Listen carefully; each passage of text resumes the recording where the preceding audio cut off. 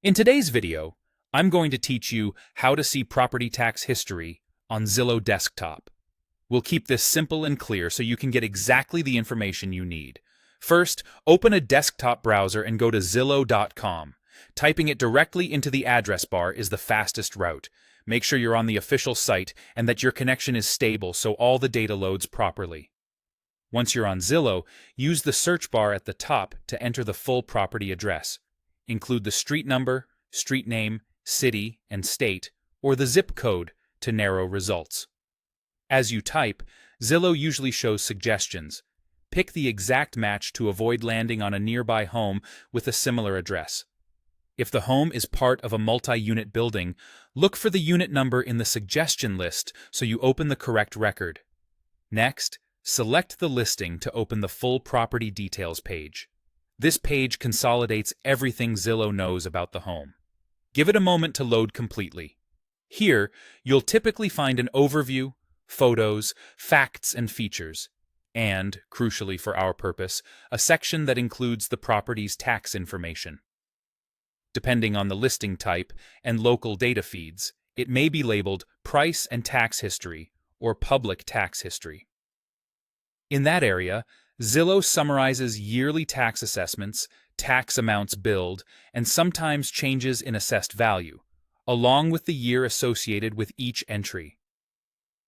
Historical entries usually appear in reverse chronological order, which makes it easy to spot trends over time. In many areas, Zillow ties this data to public records, so what you're seeing reflects amounts billed by local authorities rather than agent-entered estimates. If you don't immediately see tax figures, it may be because public records are incomplete or the property is off-market.